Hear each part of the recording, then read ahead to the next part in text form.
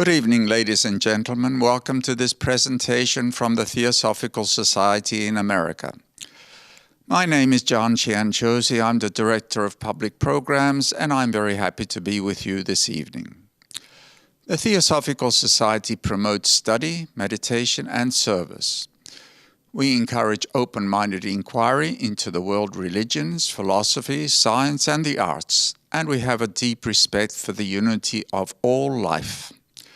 Our goal is to help people explore the spiritual path so as to arrive at a deeper understanding regarding the wisdom of the ages. Furthermore, we feel that this wisdom is not limited to any one tradition, and thus we offer programs from all traditions. I invite you to visit our website, scroll down under Programs, and there you will find a full listing of all our online and in-person programs that are being currently offered. I'm sure you'll find many to be of interest.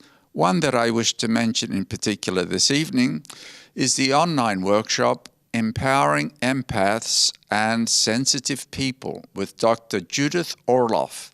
This will be on Saturday, December 4 from 1 to 2:30 p.m.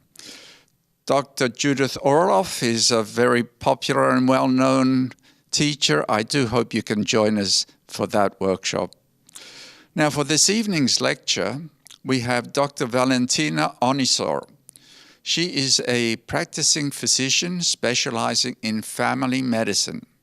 She integrates various systems of alternative medicine into her medical practice. She's a pioneer of quantum integrative medicine. Valentina is also a yoga and meditation teacher. Through a unique system of quantum healing, Valentina inspires people to achieve enhanced physical, emotional, and spiritual health that allows for profound and long-lasting integration and regeneration at all levels. Valentina serves as a teacher, co-founder, and dean of students at Quantum Activism Vishwalayam Institute in India. She is a lecturer at Quantum Academy in Brazil and an acting consultant for the Center for Quantum Activism in Eugene, Oregon. She is a co-author of many books, including Quantum Spirituality and The Quantum Brain. This evening, Valentina will speak on quantum healing. I hope you find this presentation interesting and enjoyable. Hello, everyone.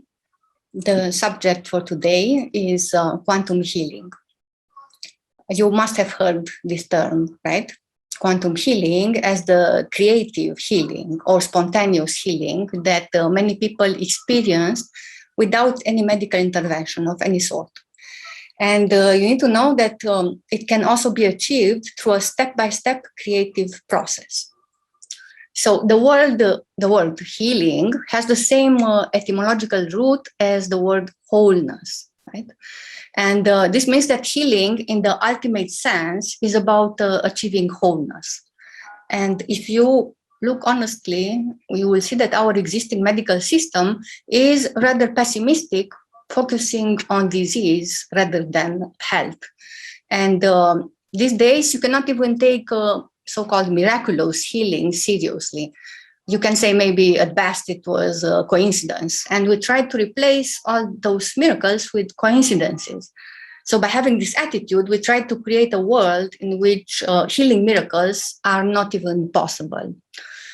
Even if in the 1980s, it was discovered this science of miracles, quantum healing. So we have so many names, so many terms for disease, and if not, we keep inventing them, but there is just one term referring to health, right? And we kind of have mostly forgotten how it is to be really healthy. So the essence of the new paradigm of healing, which is brought by quantum integrative medicine, is that one must look upon the physical body as the material expression of the spirit. And from this perspective, the health problems are becoming messages which are sent to us from those higher levels of consciousness, from the spirit, through the physical body, in order to become aware of the level of consciousness of our evolution, right, that we have. Patanjali, a great Indian sage, said that all our suffering comes from ignorance, ultimately. So the ultimate disease, the root disease, is this illusory thinking that we are separate from the whole. And that is what Patanjali calls ignorance.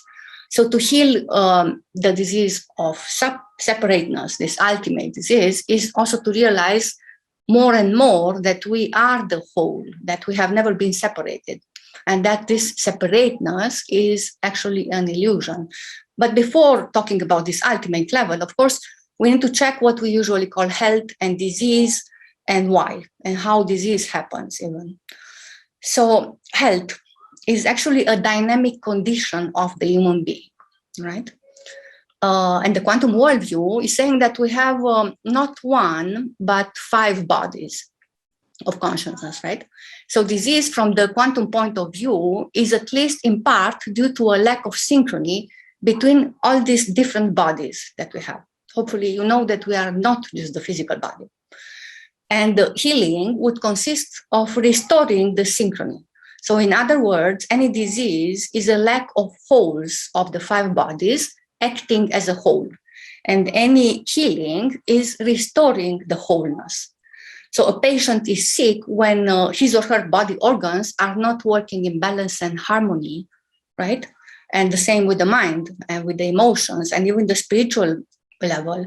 So although an allopathic physician today would perhaps not see it that way at all, right? But so in the quantum worldview, for true health, not just the physical, but all the 5 bodies of a human being, which is physical, vital meaning the source of experience of what we call feelings in quantum science, mental, supramental or archetypal, and bliss, the unity, they need to be in balance and harmony.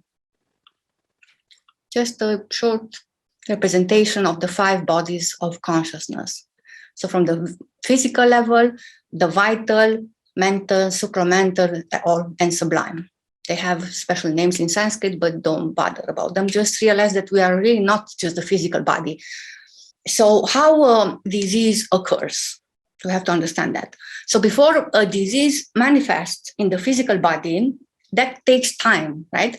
And it can manifest unless we correct in time the respective negative resonance that has led to the first respective disturbance, disequilibrium, right? So even if healing can also appear spontaneously, it usually takes time. It's not a quick fix. So taking care of our health and improving it is part of the wisdom that we should all have. And if we don't have it, we should develop it, right?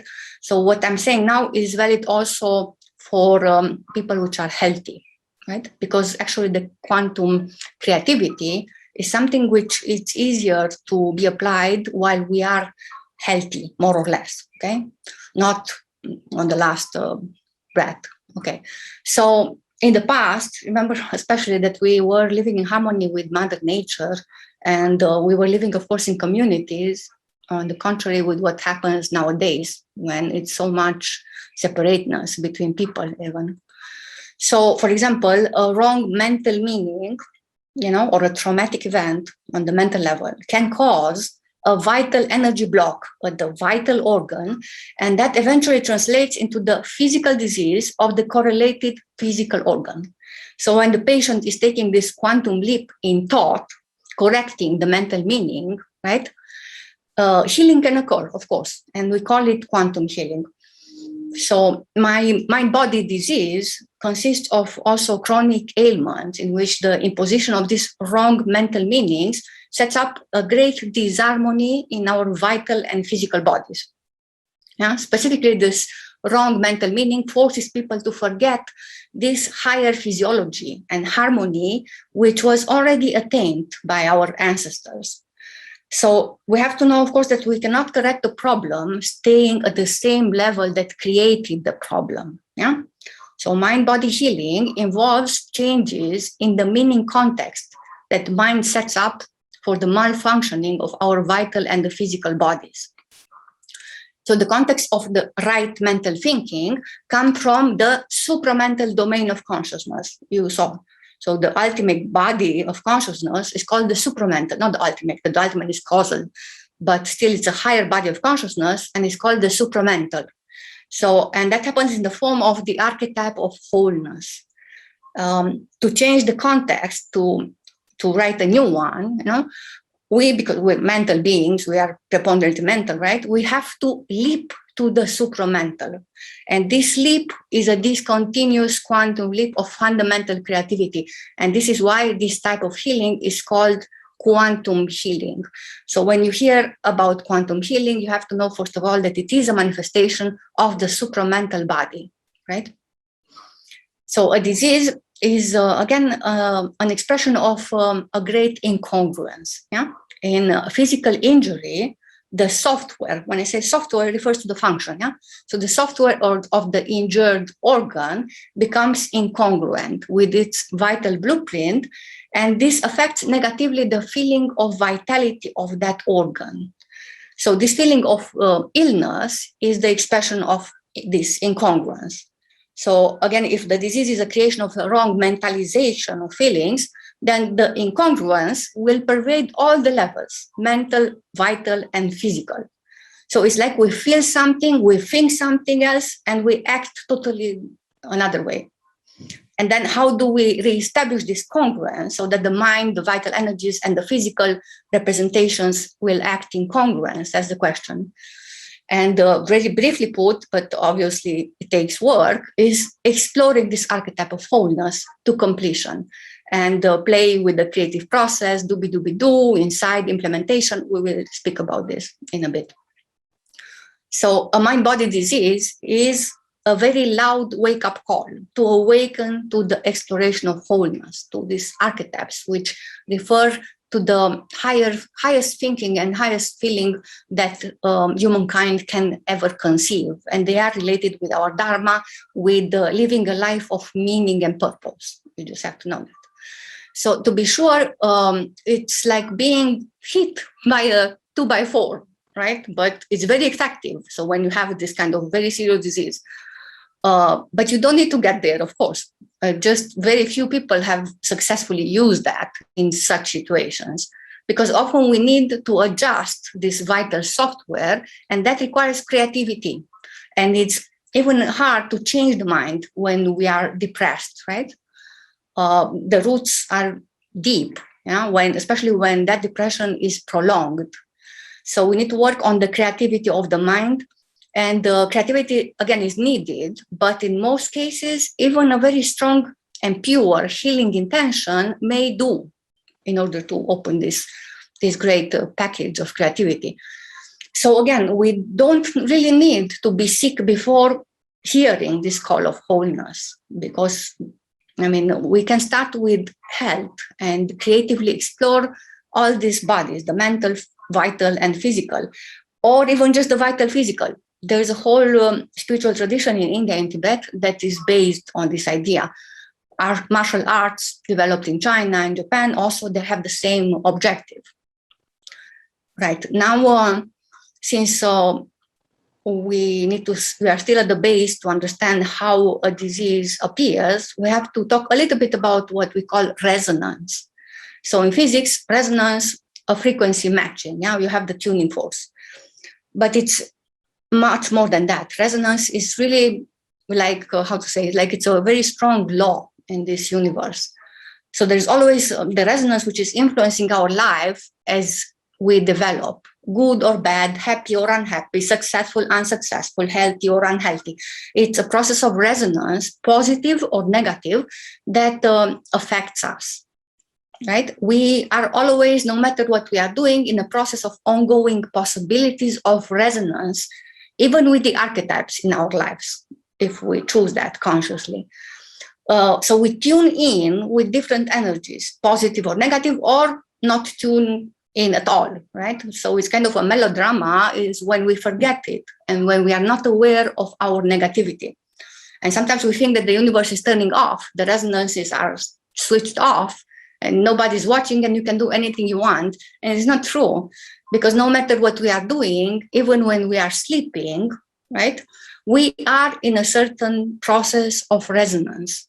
Even those dreams will reflect these resonances. That's why we recommend also having a journal by the bed and eventually even analyze those dreams. They are full of Jungian symbols.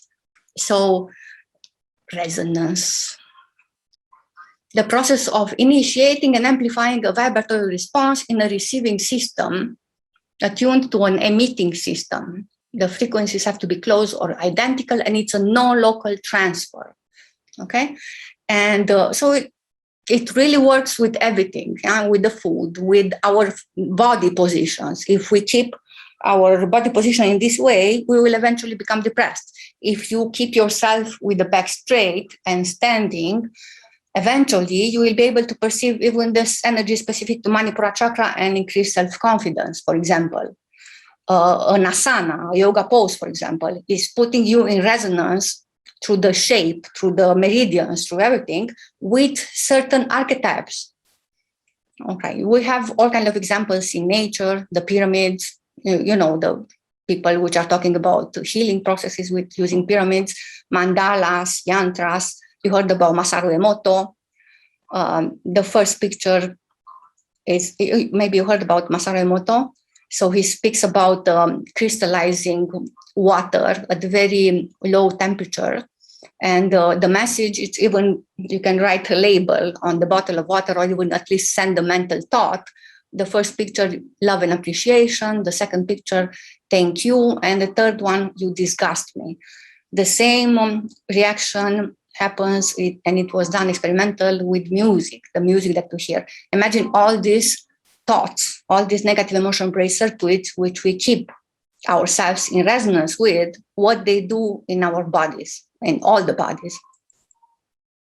And the same, the main resonators of our being, of our lives, are the chakras. And we speak about the main 7 chakras in a bit.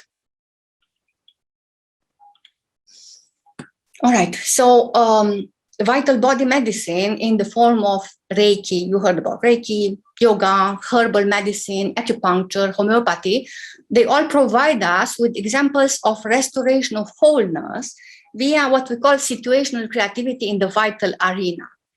And that involves vital energy movements. You heard for sure other authors describing about what we call the wisdom of the body, our own healing power, and for example, what is called an innate potential for maintaining health and overcoming illness. So I think that maintaining health is a characteristic of our conditioned systems, body, energy, body, mind trio. And we can think of this even as our placebo power also. So what happens in this kind of healing? For example, this Reiki healer's energy, or the vital energy of the herbs, or the homeopathic medicine, the somewhat random vital movement in the case of acupuncture, and the vital energy awakened through yoga, they all become potentialities to mix with the existing potentialities, generating many new ones in our unconsciousness for consciousness to choose from. And our healing intention or placebo power is enough to activate the unconscious healing choice. So back to this mind-body disease, wrong mental meaning produce a vital body energy block. And that produces dysfunction of the physical organ correlated with it eventually, if we don't do anything about that. Yeah. So we cannot heal the wrongness of the mind by staying at the level of the mind. And this is where we have to use what we call fundamental creativity. And that means to discover a new representation of this archetype of wholeness. When I say wholeness, it's about health. It's about really integrating all the paradoxes that we live in, kind of all this split state. And then we provide this new archetypal context of mental meaning. So again, this involves exploring the archetype in suchness, not by somebody else's representation of it, how we have the tendency sometimes because we are lazy. So there is a great evidence of spontaneous healing with little or no medical intervention. So there are examples of spontaneous creative quantum leaps of healing also. And this wrong meaning spontaneously will give way to clarity over creative insight to heal the vital energy block. And the immune system, for example, will be restored with such a force that even overnight, the healing can happen. Deepak Chopra, of course, he called this kind of healing the result of a quantum leap and the term quantum healing. Yeah? So if it is a quantum leap, indeed, this protracted creative process should produce the same result, right?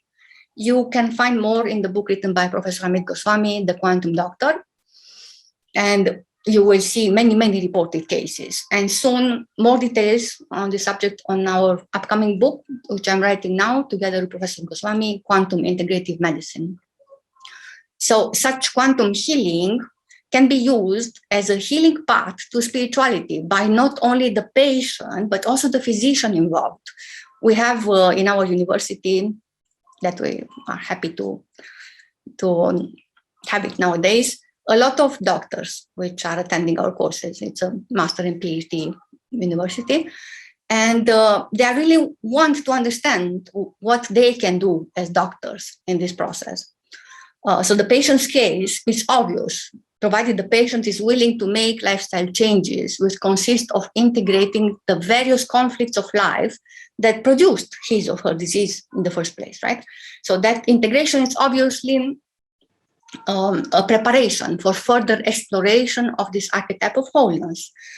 But also, again, most healers come to this profession with a deeper intention than doing a job, although this is somewhat hard to conclude assessing allopathic medical practice today with doctors bogged down via rules and so many regulations and fear of malpractice. Yeah, I know it's difficult.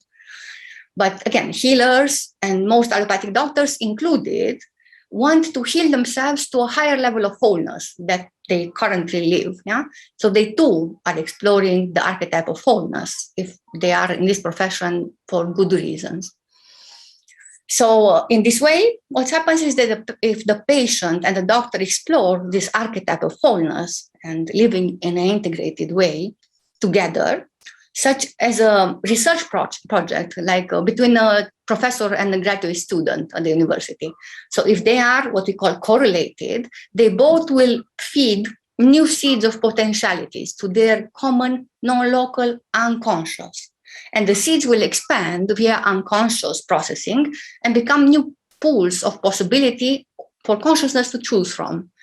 And fundamental creativity in that way can happen. And the entrance requirement for the non-local unconscious of previously uncollapsed possibilities is to achieve this quantum correlation between doctor and patient. And that requires a major change of the current trend of a simple hierarchical medical care where the doctor dictates everything.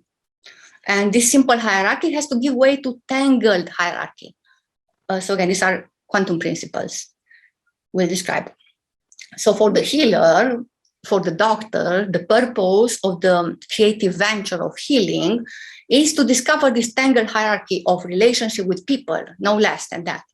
And this is why you can also call this the healing path to spiritual transformation. Because again, this kind of doctor will not feel tired at the end of the day. And he will truly heal himself or herself together with the patient coming towards him. I had this experience when I was myself in a situation when my immunity was down, and I just started to have people coming towards me, and I could really reflect.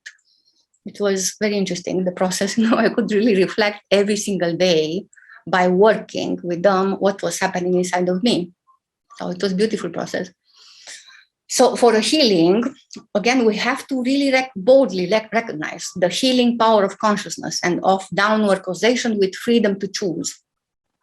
So consciousness has the requisite wisdom in this supramental compartment and also the mechanism to choose this new context for mental processing of emotions.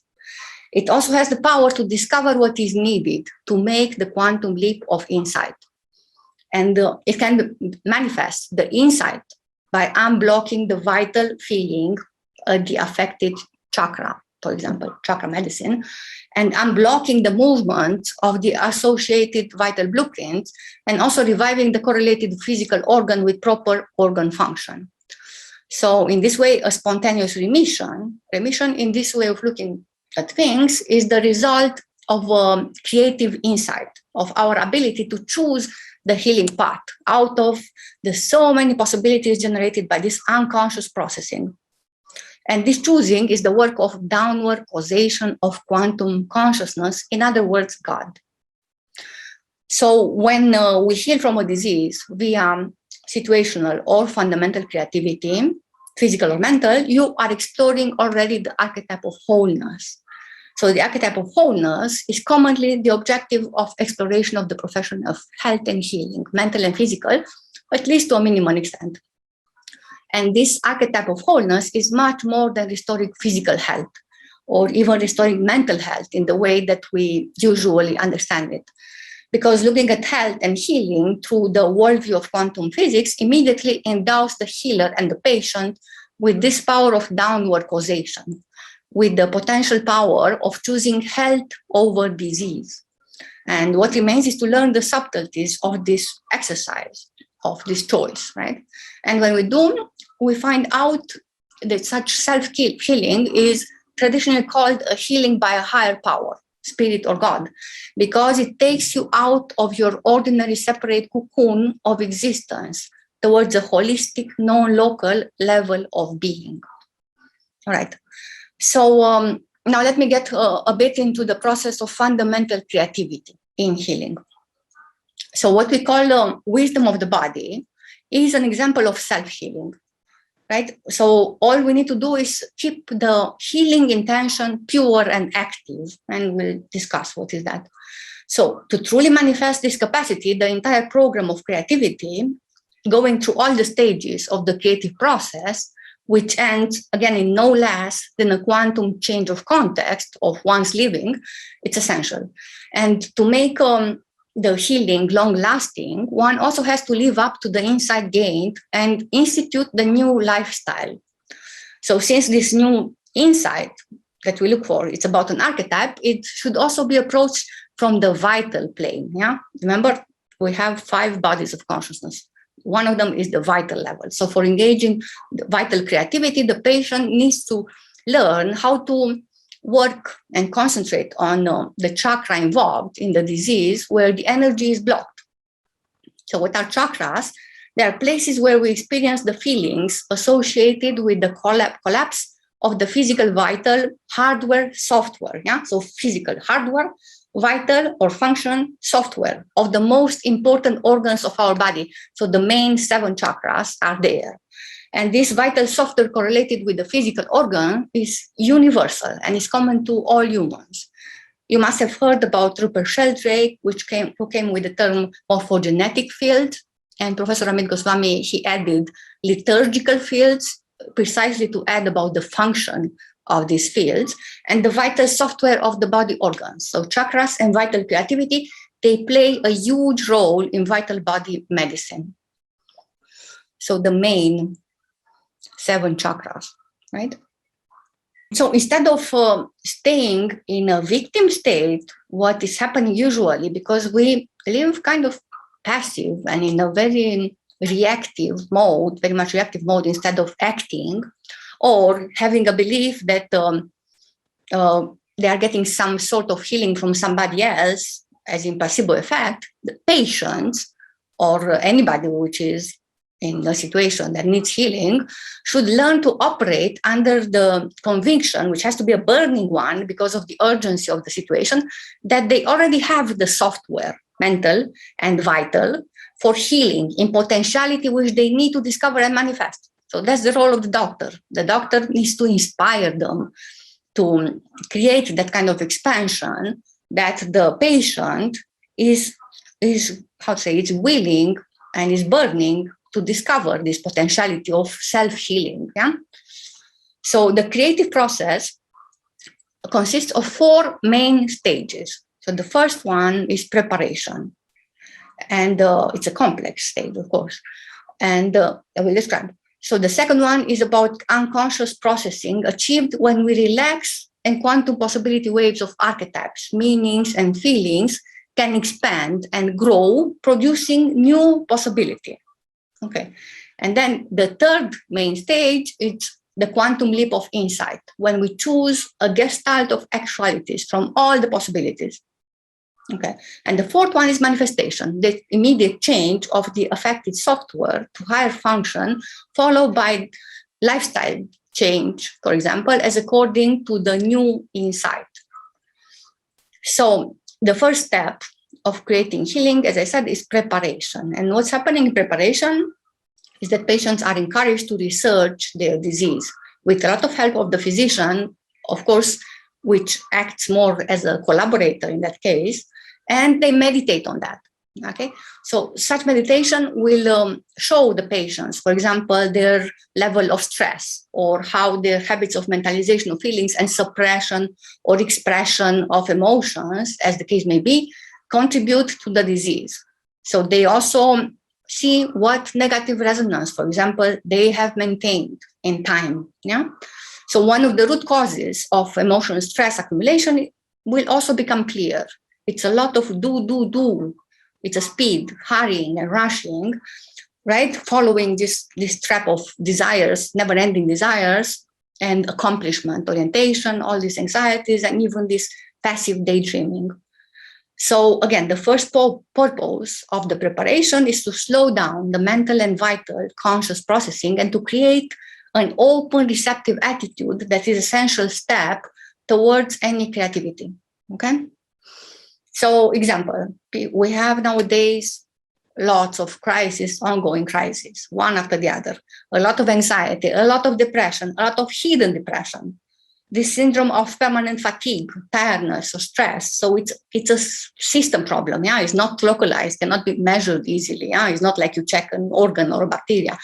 So I don't know if you know, but according to the World Health Organization in the 90s, stress directly and indirectly relates to illness. 70% of all illness have at the base stress. Okay, so we need it's like when it's a systematic error that can be eliminated only by systematic understanding and to understand how that works. So anyway, in this preparation phase,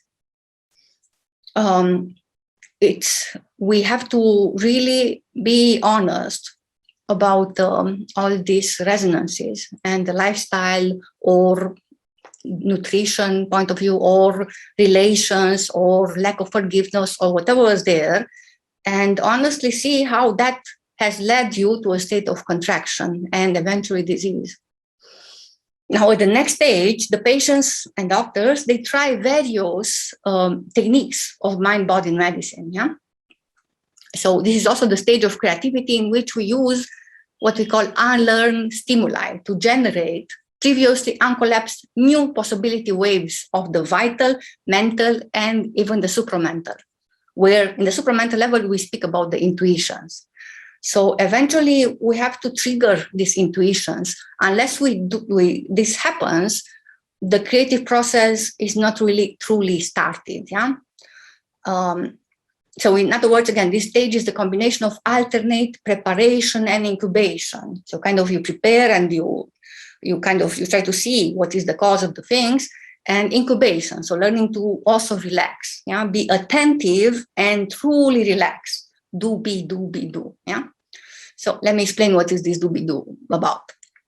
So the quantum worldview comes with this creative process that agrees with empirical data and gives also this viable technique. Yeah, it's a whole technique for both outer novel accomplishments and inner psychological and spiritual transformation. So the essence of this creative process, do is this.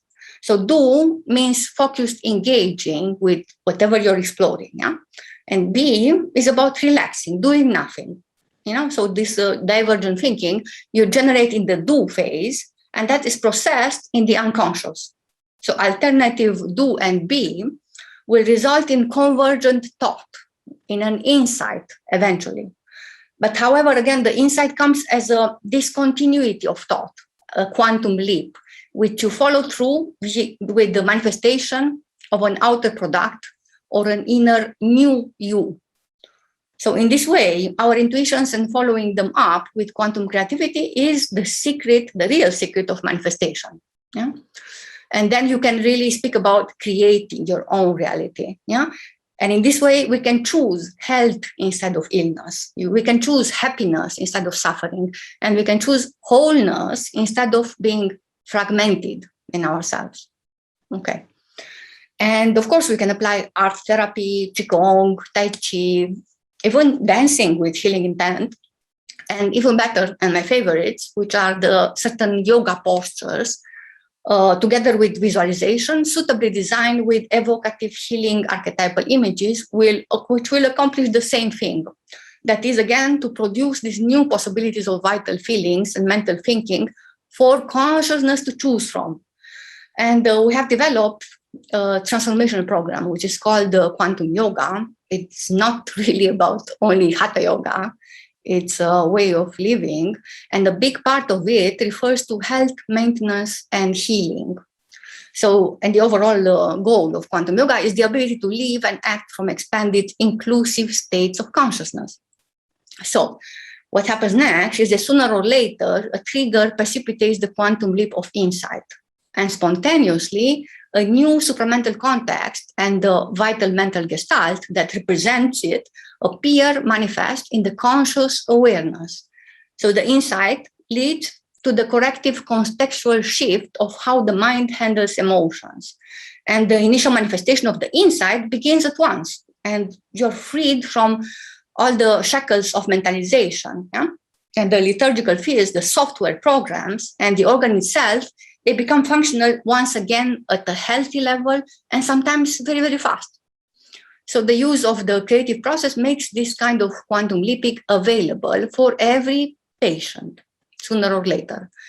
Yeah, for example, the immune system malfunction, which is due to faulty vital and mental processing, excessive mentalization or intellectualism, suppression of love energy at the heart chakra, I would say mainly. And also, of course, it's related with the digestive system. So a quantum leap to the supramental comes together with the shift of mental meaning and the unblocking of love energy at the heart chakra. And this then can have the desired dynamic effect on the immune system in the form of reactivating this software program and, for example, getting rid of cancerous cells very, very fast and very rapid healing. There are cases, I had cases of women with breast cancer, which went through very deep processes and not necessarily short processes, but they went through very successfully in this way. And the final stage of the creative process, which is called manifestation, is not complete actually with only the reactivation of vital programs that are needed for the normal functioning of the organs, yeah? Because we have this vital and mental characteristics which are still there.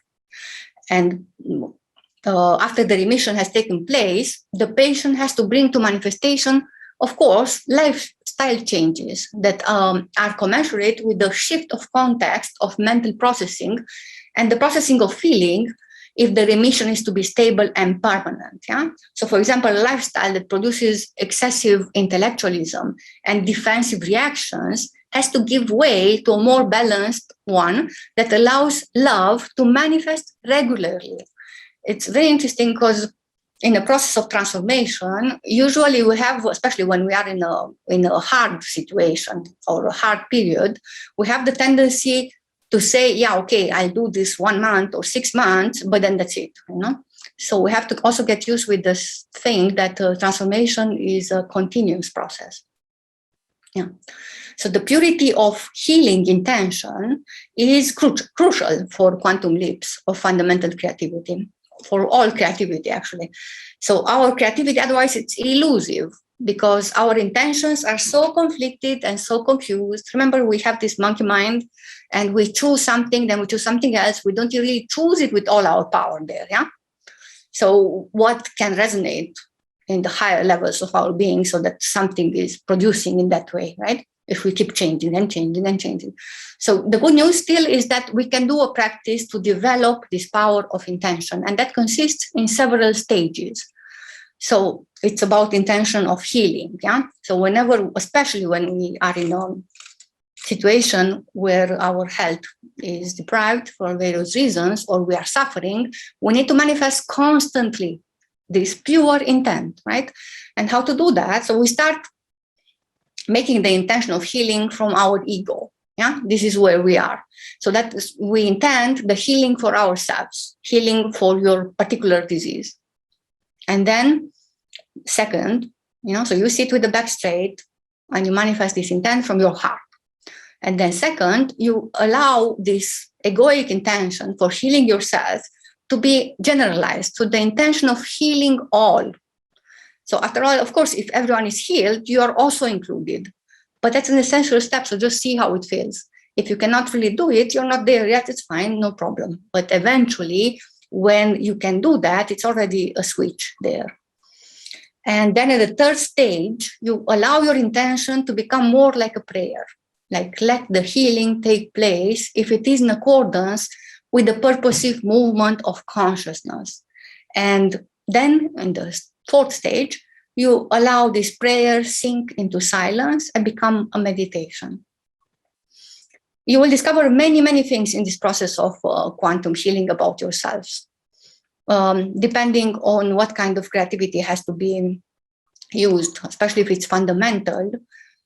Together in the process, you will, in the process of creating the positive emotion brain circuits, such as forgiveness, love, gratitude, understanding why we are here, you will become also humble. So all these positive emotional brain circuits, when you are working on them consciously and creating them, even if they kind of, the negative emotional brain circuits, they are 5 times stronger embedded in our brains, and still it's our task and responsibility to create these positive ones, yeah? You will see that the reward will be so special, and you will discover this new you in a totally unexpected way. So first of all, you have to really go under this profound introspection and do your best to discover honestly the cause, the resonance, which eventually took you there. Okay, become aware of all this blah, blah, blah of the brain, work through mental hygiene, and work truly conscious to put yourself in a positive state of resonance. Okay, and then the creative process, which includes all that we will mention again step by step in a bit. Mental hygiene, visualization, work on the compensatory resonances, forgiveness, Ho'oponopono, whatever it's as appropriate therapies, yeah? Whatever you can work with your doctor. And of course, eventually learn about the supramental meditation, learn about ways to trigger this kind of experiences, because this is where the real healing takes place, actually. And then eventually go towards this fundamental transformation in lifestyle and character. And again, as part of your self-check, kind of see about some of these negative emotional brain circuits, such as those which are on the screen. These are just some of them.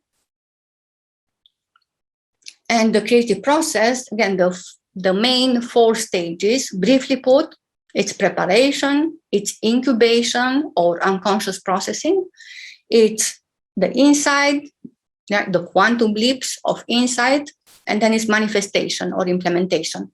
And on the background of all of this has to be this do-be-do-be-do process, which I described, okay? Now, in the background of all these 4 main stages, we will talk a little bit about the 7 I's, just briefly, because, again, remember that I just said that the creative process is truly starting once we have these intuitions, yeah? So when the intuitions start to manifest in our life, it means that we are in the creative process. Until then, we are still in the part of preparation. And in the same way, making use of inspiration and intent, that's also something which tells you that you are in this process. But these ones, they should be part of the way we are living anyway. So if we forget about having these basic I's in our lives, we keep ourselves away from these wonderful sources of expansion of consciousness, right? And kind of we live in a dull life, okay? So the intent really should be there. The more you have a direction in life, in the same way, moments of inspiration should be there. And if not, it's kind of, you cannot fake these ones. You can prepare yourself in a mental way and eventually get to the creative process, yeah? So it's kind of from wherever you are, this can be done. Just you need some spark of inspiration there. If not, you will not start anything for real. Okay, so the 7 eyes. So the first one, inspiration. Again, that's why you go to a doctor. That's why you go to a teacher. That's why you do a course, which is inspiring you to transform, because there's something there which takes you from a contracted state of consciousness towards an expansion. You feel to manifest yourself free, spontaneous. Things are easy. For example, you're in love, okay? And how easy everything feels when you're in love, for example. Love, of course, is my favorite archetype. So it takes you to a new meaning and without any reason. Nature, for example, a wonderful sunset can be such a trigger. All right, then intention, I just told you the steps. It's very, very good to understand the steps, how to manifest an intention and why it has to be pure and strong, and eventually you train yourself into getting to this kind of strong intent, which when you're able to really do it, a lot of the problem is already done. But I told you the main problem with us is that we have with these monkey minds. And then intuition, when we speak about intuitions, of course, they are manifestations of the supramental already. For example, again, heart experience, what we call the spiritual heart, actually, that state when you are completely at home. That's a gate for the supramental. Or working on the third eye, that can be in the process of preparing to trigger this kind of intuitions. But of course, again, they are manifestation of the supramental intelligence. And when we speak about the supramental, it's supramental. You cannot force a supramental experience. You can, for example, you can clean the windows, you put the shutters up, but you cannot force the sun to come in the room. That will happen in the appropriate time, in the appropriate way. Yeah? But we can truly, and we should, prepare. The fourth eye, imagination, it's a do. So some are do, some are be, some are manifestations of the ego, some are manifestations of the self. So focused imagination with the supramental, opening us to perceive a higher realm that we usually don't perceive, okay? For example, working with our guardian angel, for example, or other examples of visualizations you can do. Amit told me about the case of a woman which after a session of dancing, she was guided by the therapist to visualize a block of ice in the area of the chest and to visualize how this block of ice was melting, and together with that melting of the ice, all the suppressed feelings, all the pain and all the tears which were blocked, they were dissolving. And she did this, I mean, I think it took her maybe 3 or 4 hours. And after that, she just said that she was healed. So it was a very special moment for her. But again, so what we can do is preparation. And all these moments of insight, for example, you know, or the quantum healings, the quantum leaps of healing, they happen, again, we don't know when. They are totally unexpected. That's why we call them aha moments, okay? All these revelations, they come always in an unexpected way. Okay, incubation, the fifth eye, you see the bird sitting on the egg, it's unconscious processing, it's about deep relaxation. For example, walking in the nature, of course, learning about relaxation and awareness, which actually there's a very dynamic game between them. Yeah, it's a switch on, not a switch off. Methods like yoga nidra can help in this way. But then eventually, of course, like usually we are so tense and stressed in the mental level, and there are many ways to work with, but it's essential. Because if not, we just destroy ourselves as machines. Okay, and the inside, it's like a thunder. So we cannot practice the inside, of course, but again, we can prepare. One of the ways is what we call awareness meditation. And the more we practice this do, also, and then is the implementation.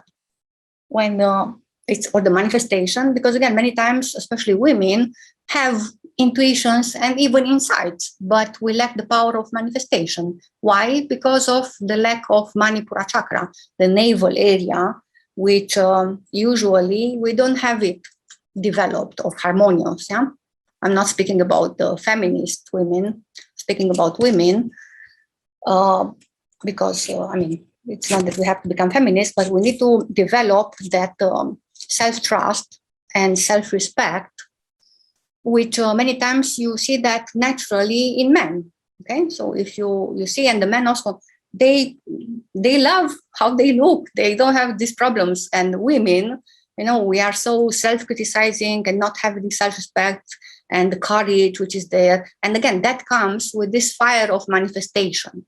So if we lack that fire, we cannot do anything in life. We need to develop that in a harmonious way, because also this level of Manipura chakra is related also with living in a way of integrated will, you know, so kind of it comes together with a healthy state of humility. And in the same time, again, it's kind of, you can say, like living in harmony with God's will. It's also there.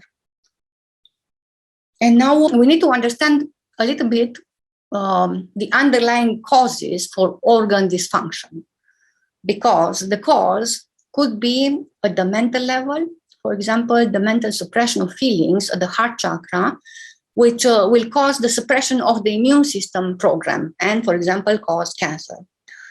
Or the cause can also be at the physical level, like, for example, a defect of the representation making genetic apparatus of the body. And the third possibility is that the vital blueprint, or, for example, the immune system programs, no longer work because the contextual environment of the physical body has changed. And of course, we cannot fix this by simple techniques of vital body medicine outlined before, because of the contextual leap which is involved, you know. And what we have to do is to invoke the new vital blueprints for the same vital functions for coping with the new context. And for this, again, we need the guidance of the supramental. So we need to make a quantum leap from the vital directly to the supramental, bypassing the mind. So the supramental, again, is the reservoir of the laws of vital movement and vital functions. And there is a whole probability distribution full of vital blueprints that consciousness can use to make representations of the same vital function. So we use the quantum leap of creativity to the supramental in order to choose a new vital blueprint to make form that fits the new context. And then this new vital blueprint then enables the creation of new programs to run the physical organ level, or even to rebuild the organ itself, regeneration, right? In order to carry out the required vital function. Okay, so one problem is that few people today have access to their vital body movements. And of course, we can, let alone taking quantum leaps in the vital arena. So again, huge preparation is needed, and perhaps even more rigorous than in mind-body healing. And the purpose of the preparation stage is to develop, again, that purity of intention of healing, yeah? And to slow down the vital body that has to heal, and to create an openness and receptivity towards feelings. So, of course, there are techniques of slowing down vital energy flow, pranayama exercises, for example, and Tai Chi movement, China, right? How do we work to open up at the feeling level of our being? Through intimate relationship, forgiveness, love. So also this may involve even allowing your partner to express feelings freely. At many levels, we are blocked even in that. In intimate relationships, of course, which are actually a great help and a great mirror in our transformation if we want to create such healthy relationships. So then again, the patients and doctors, what they will do, they will try various, again, new techniques. And again, so what we do, we have to wait for supramental intelligence to descend and create the same kind of revolution at the feeling level as the creative insight at the mental level does for mental thinking. Yeah. So the effect of the quantum leap, the revolution, will be the coming into existence of new vital blueprints and programs to help consciousness to rebuild even a diseased organs and programs for its carrying out the vital functions. But since our feelings are related with the functioning of the programs that run the organs, so as the vital programs begin to run smoothly, there will be an unblocking of the feeling at the appropriate chakra, which corresponds to what was once the diseased organ. And this unblocking of feeling at the chakra comes with such force that is called the opening of a chakra. Okay, so for example, again, if cancer at the vital level is healed in this way, through love, forgiveness, and other things, the heart chakra will open. And indeed, this is like this samadhi or aha experience of inner or outer mental creativity. And it's transformative. And if the heart chakra opens this way, our heart will not only be open for romantic love, but also towards universal compassion. Yeah. And then, of course, it comes again, the final stage, manifestation. So as in mind-body healing, manifestation is not complete with just the rebuilding of the physical representation, the software needed for proper functioning of the organs involved. So when the remission has taken place, the patient has to try to bring to manifestation the transformative universal compassion towards all. And otherwise, the heart energy will contract once again with very disastrous consequences. So in other words, again, when supramental heeds your call and teaches you a new trick, you have to take the lesson seriously and try to leave it as far as possible. Let's call like really embody that lesson of the archetype.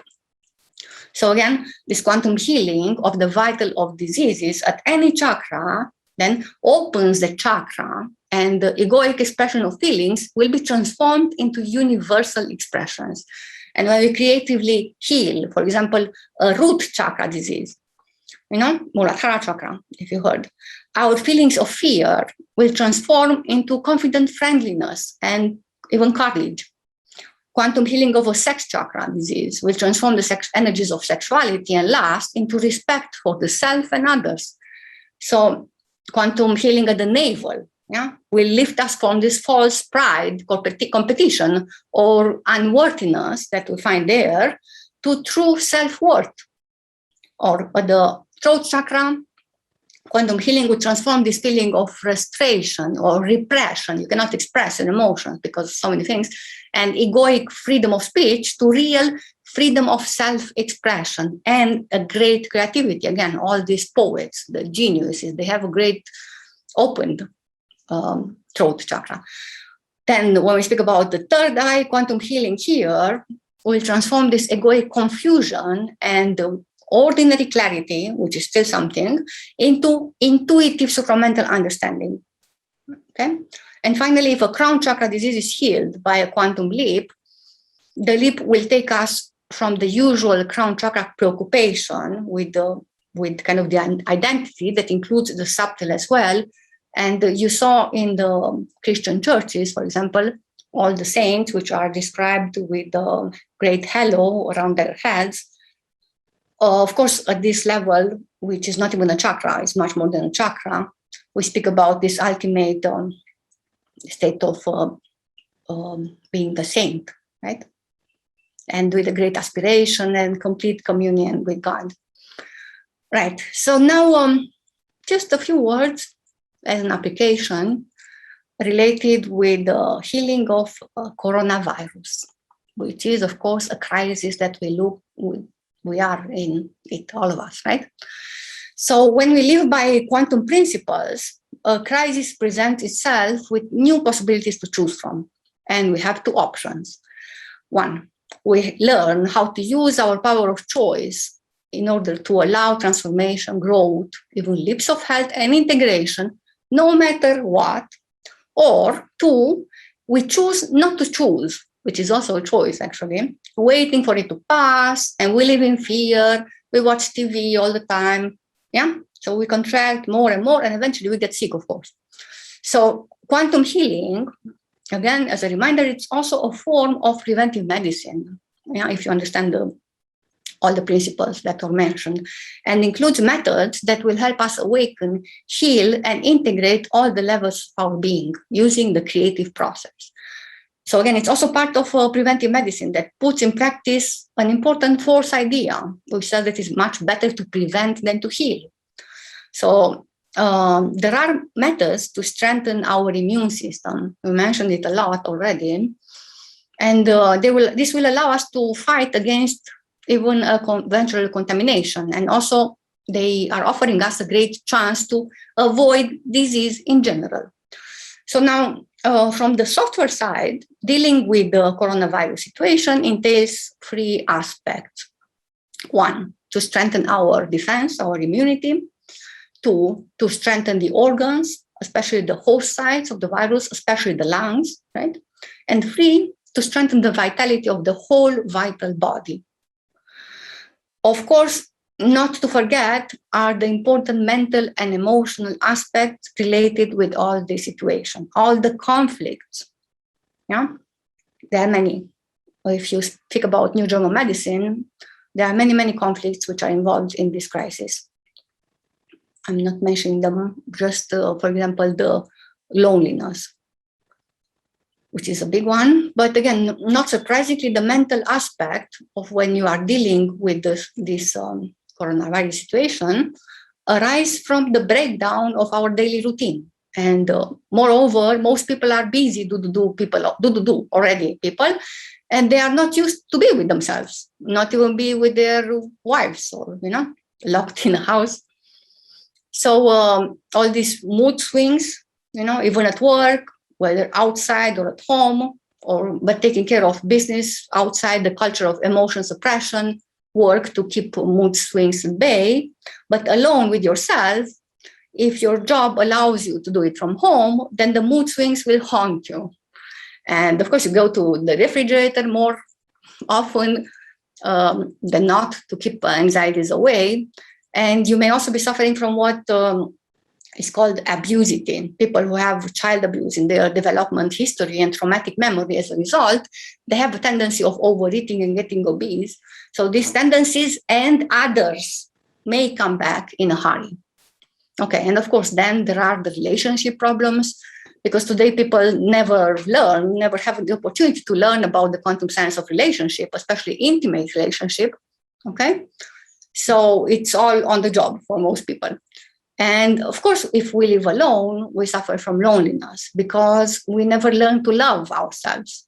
And what is there to love, right? Sometimes most people's psyche is full of so much emotional garbage, and the culture doesn't teach us mental hygiene, unfortunately.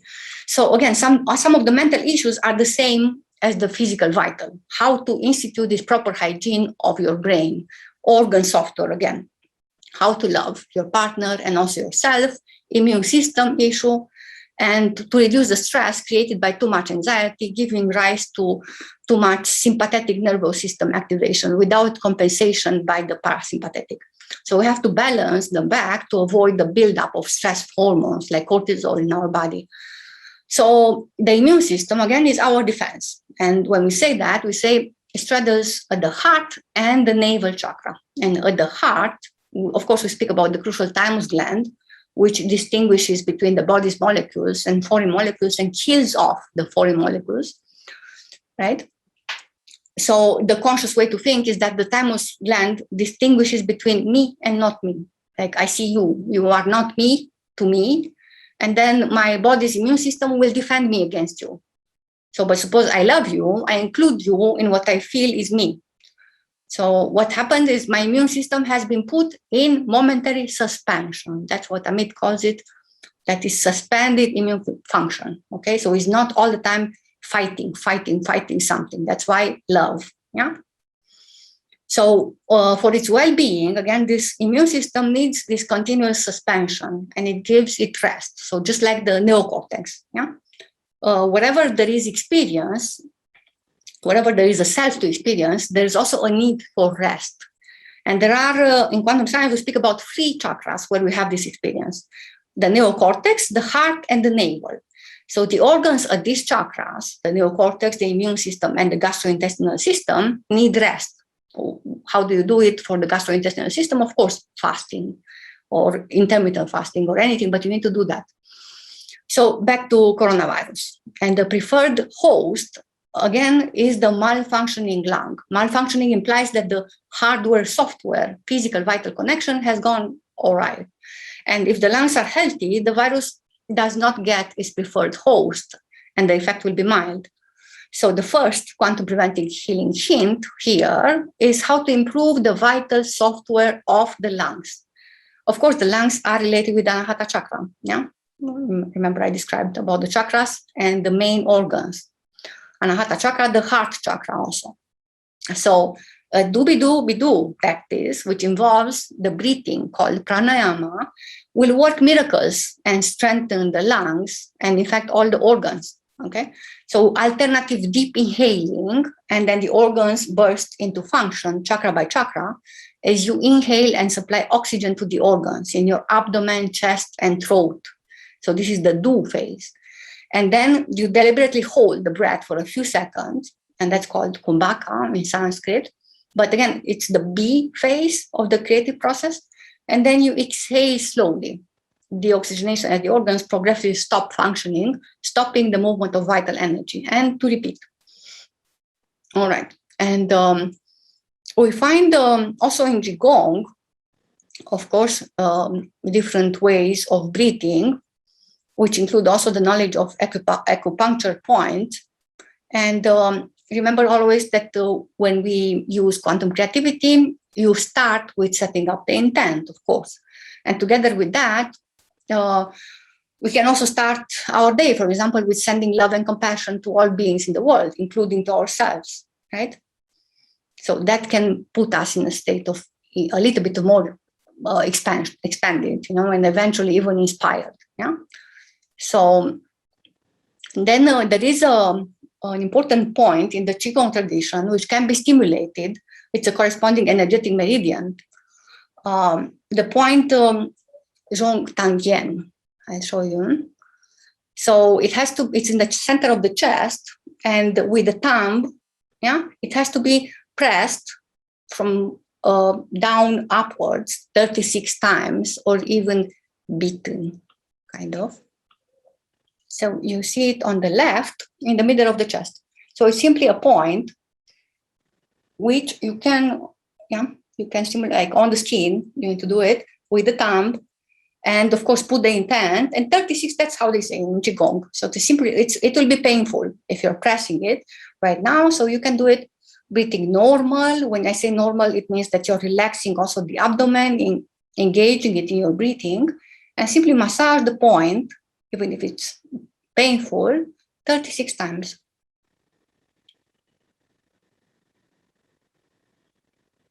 Right. So let's say that you did that. Then another very beautiful way to activate the lung meridian, you see in the right, the lung meridian main points. So from where it starts, you don't need to know exactly where, but the way is to simply beat all this meridian. Like kind of, you can keep a rhythm of 3, and then you go up.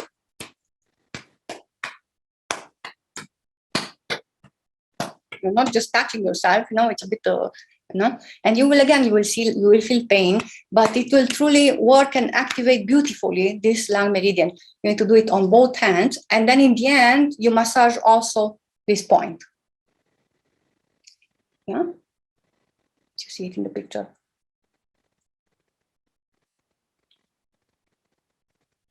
That, for example, this exercise, beating the lungs meridian, is very indicating to prevent and even to treat respiratory problems, because a cold that reached in the body at the lung level, so it's easy treating this way. So it cleans and opens the chest. If you feel that you breathe heavily, you can do this exercise and you will see immediately that you're breathing easier. Yeah. So again, you end with the massaging the external nail point. They say 12 times. Yeah.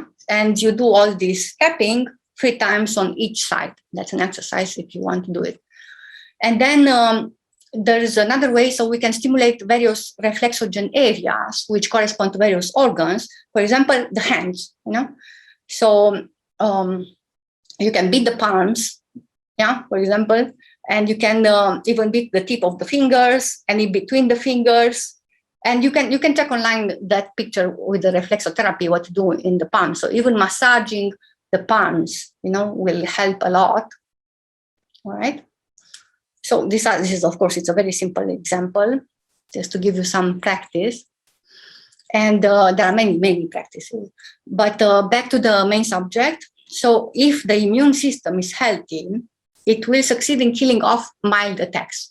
And even if the lungs are not so great, but the immune system is healthy, there will be complications, but sooner or later, the immune system will succeed. It's just a matter of time, and the patient will survive. But the fatal situation is when the lungs are not healthy, neither is the immune system. And then when its weak response is not helping the lung defend itself, the immune system will go berserk. So it overfunctions, goes into overdrive. We can recommend a simple meditation on the heart for 2 reasons. One is to be familiar with the cells in the body, centered around pure feeling. And 2, meditating on the heart chakra will give you a quick experience of no locality. And, right? So no locality is immediately taking you towards expansion.